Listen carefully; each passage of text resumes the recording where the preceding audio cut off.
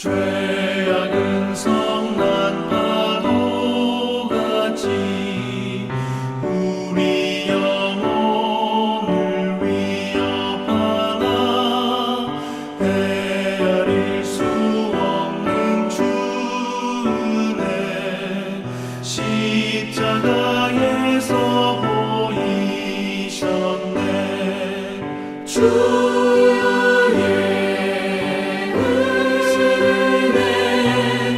우리의 죄를 다시 썼네.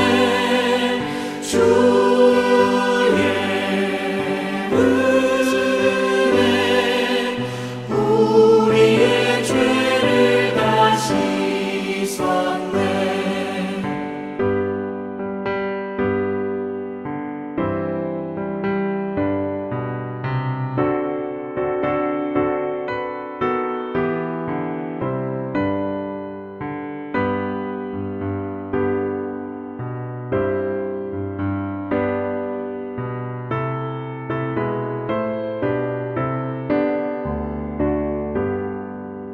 죄악에 물든 영혼들을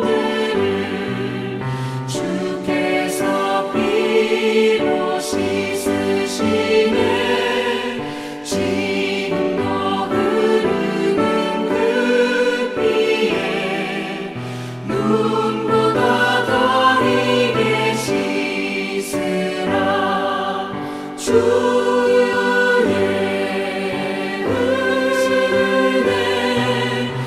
우리의 죄를 다시 썼네. 주의 은혜 우리의 죄를 다시 썼네. 피할 수 없는 그 은혜를 믿는 자에게 형제여 주 앞에 나와서 더 지체 말고 복 받으라. 주의 은혜 우리의 죄를 다시 썼네. 주의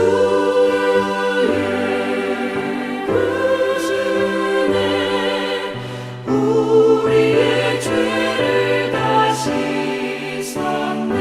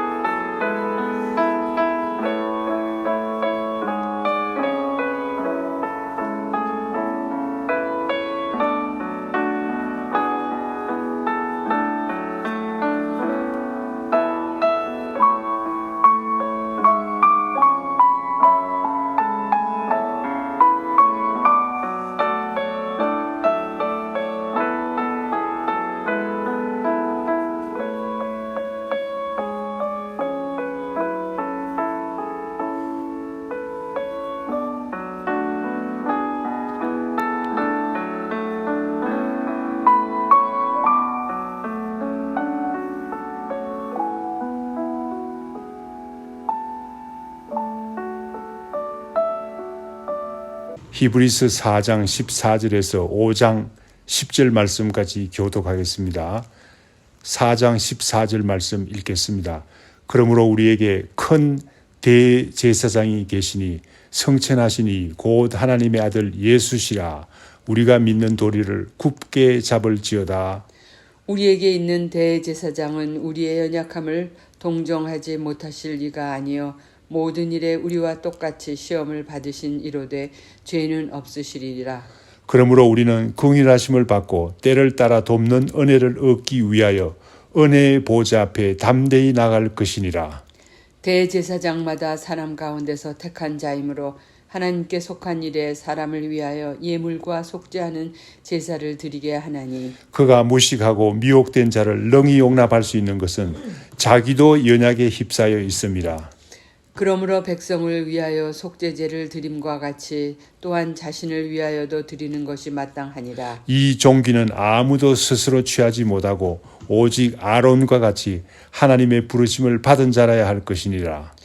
또한 이와 같이 그리스도께서 대제사장 되심도 스스로 영광을 취하심이 아니요 오직 말씀하시니가 그에게 이르시되 너는 내 아들이니 내가 오늘 너를 낳았다 하셨고 또한 이와 같이 다른 데서 말씀하시되 내가 영원히 멜기세덱의 반차를 따르는 제사장이라 하셨으니 그는 육체에 계실 때에 자기를 죽음에서 능히 구원하실 이에게 심한 통곡과 눈물로 간구와 소원을 올렸고 그의 경건하심으로 말미암아 들으심을 얻었느니라. 그가 아들이시면서도 받으신 고난으로 순종함을 배워서 온전하게 되셨은즉 자기에게 순종하는 모든 자에게 영원한 구원의 근원이 되시고 10절 말씀 다 같이 하나님께 멜기세덱의 반차를 따른 대제사장이라 칭하심을 받으셨느니라. 아멘. 오늘 아침은 본문 말씀을 통해서 예수님께서 우리의 큰 대제사장이 되심을 묵상해 보겠습니다. 예수님께서 우리의 더 큰 대제사장이 되신다는 의미는 무엇입니까? 구약시대 때 여러 대제사장들이 있었지요. 그런데 구약시대 때 모든 대제사장보다 예수님께서 더 크고 더 중요한 대제사장이시다는 말입니다. 우리가 예수를 믿는데 우리가 믿는 예수님은 다른 대제사장보다 더 귀하시고 더 중요하시고 더 훌륭하신 분이시라는 말입니다. 아론과 그 자손들도 사람들의 죄를 사하기 위해서 대제사장으로서 많은 수고를 했습니다. 그런데 예수님께서 더 크신 이유가 무엇입니까? 14절 하반절에 먼저 예수님은 십자가에서 우리를 위해서 죽으시고 성천하신 분이십니다. 하늘로 성천하신 분이십니다. 성천하시다는 말은 예수님께서 지금 이 시간에도 살아계셔서 하나님의 보호자 우편에 앉아 계신다는 말이 아닙니까? 보호자에 앉으신 하나님 아버지께 직접적으로 대제사장의 직무를 지금도 수행하고 계신다는 말입니다. 우리에게 얼마나 마음 든든하게 생각되는 말씀입니까? 14절 하반절에 또한 예수님은 하나님의 아들이시다는 사실을 강조하고 있습니다. 다른 대제사장들이 다 사람으로서 자신의 죄를 스스로 없이 할 수 없는 부족한 대제사장들이었지만 예수님은 죄가 없으신 하나님의 아들이시다는 말입니다. 하나님의 아들 되시는 분이 우리의 죄를 위해서 자신의 피를 쏟아 스스로 대제사장의 직분을 감당하셨으니 얼마나 귀한 분이십니까? 그러므로 우리는 무엇보다도 예수 그리스도를 믿는 도리를 굳게 잡아야 되겠습니다. 이것이 14절에서 말씀하고 있는 것입니다. 이 세상에 여러 가지 유혹되는 일이 많지만 좋아 보이는 일들이 많지만 예수 그리스도를 믿고 굳게 잡는 일만이 우리를 진실로 영원히 살게 하는 길인 것을 알아야 되겠습니다. 그런데 우리 인간들은 얼마나 연약합니까? 늘 넘어지고 부족한 우리 인간들에게 진실로 위로가 되는 말씀이 있습니다. 15절 말씀입니다. 15절 말씀에는 예수님께서 우리 인간의 연약함을 진실로 아시고 동정하시는 분이시라는 사실을 밝히 증거하고 있습니다. 히브리서 4장 15절 말씀 읽어보겠습니다. 우리에게 있는 대제사장은 우리의 연약함을 동정하지 못하실 이가 아니요 모든 일에 우리와 똑같이 시험을 받으시니로되 죄는 없으시니라. 이와 같이 예수님은 100% 사람이십니다. 그래서 우리가 가지고 있는 모든 연약함을 다 아시고 우리가 경험하는 슬픔과 고통을 다 아시는 분이십니다. 예수님께서는 사람으로서 모든 일에 우리와 똑같이 시험을 받으셨다는 사실을 밝히고 있습니다. 예수님께서 우리와 같이 100% 사람이시라는 사실을 구체적인 예를 들어서 보겠습니다. 마태복음 4장 1절에서부터 11절에 보면 예수님은 사람이 받으시는 모든 시험을 받으셨습니다. 첫째, 40일간 금식하고 줄이셨을 때 돌로 떡덩이가 되게 하라는 마귀의 시험을 받으셨지요. 마귀가 예수님을 성전 꼭대기에 데리고 갔습니다. 뛰어내리라는 시험도 받으셨지 않았습니까? 마지막으로 마귀는 예수님을 지극히 높은 산으로 데리고 갔습니다. 천하 만국과 그 영광을 보여주었습니다. 내게 엎드려 경배하라고 했습니다. 이와 같이 인간이 당하는 시험을 다 경험하셨습니다. 그러나 예수님은 하나님의 말씀으로 이 모든 시험을 이기셨습니다. 또 한 가지 더 예를 들어보겠습니다. 누가복음 22장 39절에서 46절 말씀에는 예수님께서 겟세마네 동산에서 기도하실 때의 모습이 잘 나타나 있습니다. 예수님께서는 십자가의 고통을 당할 고통을 다 아셨습니다. 그래서 아버지여, 만일 아버지의 뜻이거든 이 잔을 내게서 옮기시옵소서라고 간절히 하나님 아버지께 기도했습니다. 이 모습에서 인간의 모습을 그대로 볼 수 있지 않습니까? 십자가의 고통이 얼마나 심합니까? 그 고통을 피해보기 위해서 애쓰시는 모습을 볼 수 있지 않습니까? 그 문제를 두고 예수님께서 간절히 기도할 때 땀이 땅에 떨어지는 핏방울 같이 되더라라고 했습니다. 얼마나 고통스러웠으면 땀이 핏방울이 되겠습니까? 예수님께서는 이와 같이 모든 시험을 경험하셨습니다. 인간이 당하는 시험을 경험하셨습니다.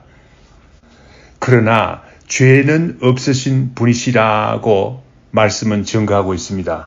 그러므로 우리가 연약할 때, 시험을 받을 때 어떻게 해야 합니까? 예수님의 긍휼하심을 받고 예수님의 은혜를 얻기 위해서 보호자 앞으로 담대히 나가라고 히브리서 기자는 증거하고 있습니다. 사랑하는 성도 여러분, 우리는 예수님의 긍휼과 은혜 없이 살 수가 없습니다. 예수님의 긍휼은 우리가 과거에 지은 모든 죄를 사함을 받기 위해서 반드시 필요합니다. 우리는 앞으로도 주님의 은혜 없이 살 수 없는 사실을 잘 알고 있지 않습니까? 오늘 우리가 읽은 본문 말씀 히브리서 5장 1절에서 4절 말씀에서는 사람의 죄를 사하기 위해서 애쓰는 대제사장의 자격을 말하고 있습니다. 먼저 1절 말씀에 보면 대제사장이 되기 위해서는 두 가지 조건을 만족시켜야 된다고 말하고 있습니다. 대제사장이 되기 위해서는 먼저 사람이라고 한다고 했습니다. 또한 하나님께서 택한 자라야 한다고 했습니다. 대제사장은 어떤 사람입니까? 사람의 죄를 위해서 일하는 사람이 아닙니까? 그러므로 사람이라야 한다는 것이고 하나님 앞에서 죄를 사기 위해서 일하기 때문에 하나님께서 택한 자라야 한다는 말입니다. 대제사장이 꼭 사람이라야 하는 이유는 무엇입니까? 그렇죠. 사람이라야 사람의 죄를 진실로 동정할 수 있다는 말입니다. 그와 같이 구약 시대 때 대제사장도 스스로 자신의 연약함을 다 알고 있었습니다. 하나님께서 존귀하게 하셔서 놀라운 의복을 입고 아무도 들어갈 수 없는 지성소에 들어가서 속죄 제물을 드렸지만은 자신의 연약함을 다 알고 있었습니다. 그래서 다른 사람의 죄를 동정하지 않을 수가 없는 거 아니겠습니까? 그래서 3절 말씀에서와 같이 구약시대 때 대제사장들은 백성들을 위해서 속죄 제사도 드릴 뿐만 아니라 자신의 죄를 위해서 속죄 제사를 따로 드렸던 것입니다. 대제사장은 또한 사람들의 죄를 위해서 하나님 앞에서 일하는 사람입니다. 그러므로 이 귀한 존귀한 직책을 아무도 스스로 취하지 못한다고 합니다. 하나님께서 불러서 택하시는 사람이어야 한다고 본문 말씀 1절과 4절 말씀에서 나타내고 있습니다. 4절 말씀 읽어보겠습니다. 이 종기는 아무도 스스로 취하지 못하고 오직 아론과 같이 하나님의 부르심을 받은 자라야 할 것이니라. 그렇습니다. 하나님의 부르심을 받아야만 대제사장이 될 수가 있었습니다. 이스라엘의 역사를 잠시 살펴보겠습니다. 이스라엘이 남북으로 분열되었습니다. 북쪽 이스라엘에서는 제사장을 아무나 세웠습니다. 분명히 하나님께서는 레위인들만 제사장으로 부르시는데 아론의 레위인들 중에서 아론의 자손들만 제사장으로 부르시는데 북이스라엘은 아무나 제사장이 될 수 있었습니다. 그러므로 우상 숭배가 만연하게 된 것을 알 수 있습니다.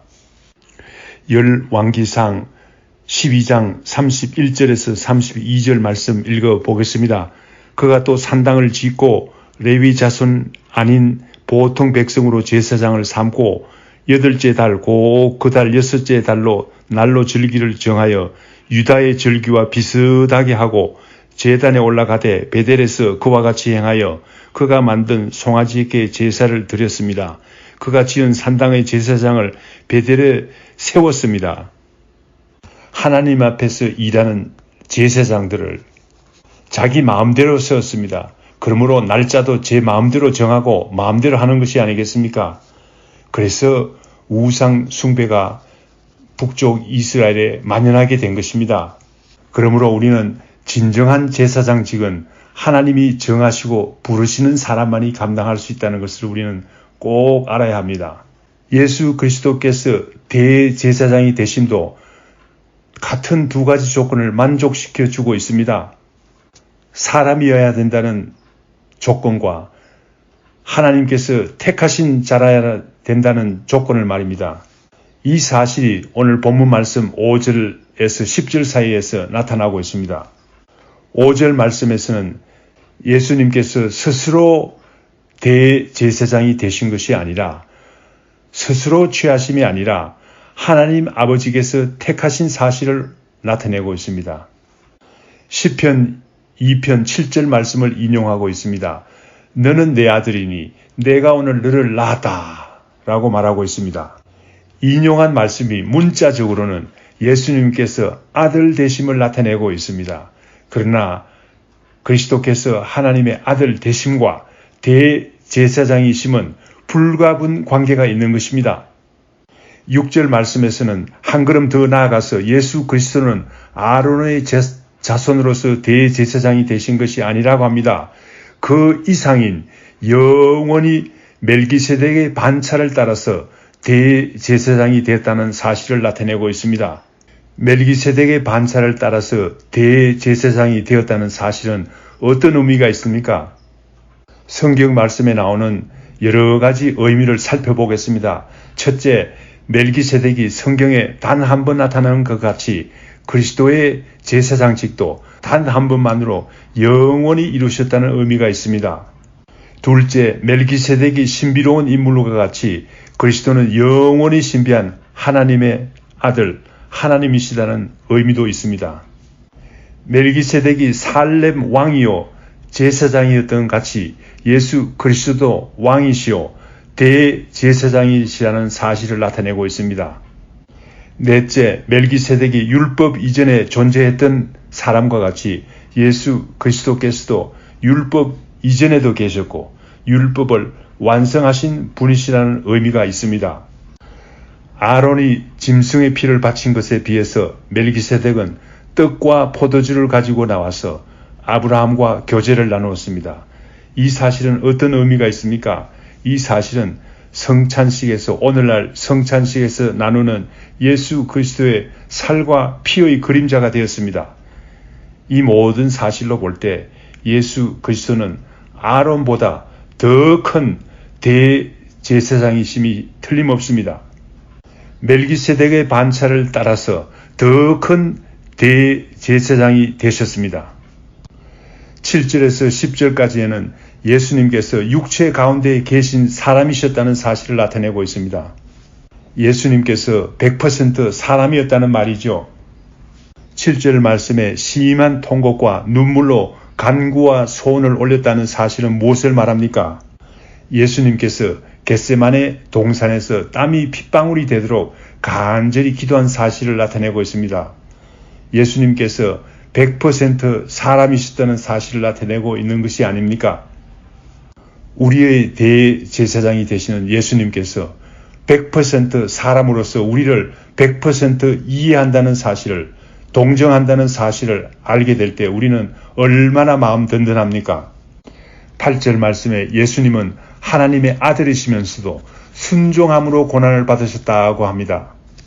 그와 같이 예수님께서 고난 가운데서 하나님 아버지께 순종하심과 같이 우리 성도들도 고난 가운데서도 어려운 가운데서도 예수 그리스도께 순종하는 사람들이 되기를 간절히 바랍니다. 예수 그리스도의 말씀에 순종하는 사람이 되기를 간절히 축원합니다. 예수 그리스도께 순종하는 모든 사람에게 구원을 주신다고 9절 말씀에서 증거하고 있습니다. 이것이 바로 예수님께서 멜기세덱의 반차를 따라서 큰 대제사장이 되신 의미라고 11절 말씀에서 밝히 증거하고 있습니다. 다 같이 기도하겠습니다. 주님, 오늘 귀한 진리의 말씀을 깨닫게 하여 주신 것 감사합니다. 주님께서 더 큰 대제사장이 되십니다. 주님께서는 우리 육체 가운데 거하시면서 사람들의 어려움을 다 경험하신 분이십니다. 그래서 우리의 어려운 일을 다 아시는 분이시라는 사실을 알게 됩니다. 또한 우리 주님은 멜기세덱의 반차를 따라서 대제사장이 되셨습니다. 그러므로 단 한 번 십자가에 죽으심으로 영원히 제사함을 이루셨습니다. 또한 모든 사람의 죄를 다 사하실 수 있는 하나님의 아들이심을 믿습니다. 우리 주님께서는 순종함으로 십자가의 고난도 이기셨습니다. 우리도 고난 가운데서라도 주님을 순종하게 하옵소서. 주님의 말씀에 순종함으로써 우리의 구원을 영원히 이루게 하시옵기를 간절히 빌고 원하옵나이다. 예수님의 이름으로 기도드립니다. 아멘. 하늘에 계신 우리 아버지여, 이름이 거룩히 여김을 받으시오며 나라에 임하옵시며 뜻이 하늘에서 이룬 것 같이 땅에서도 이루어지이다. 오늘날 우리에게 일용할 양식을 주옵시고 우리가 우리에게 죄 지은 자를 사하여 준 것 같이 우리 죄를 사하여 주옵시고 우리를 시험에 들게 하지 마옵시고 다만 악에서 구하옵소서.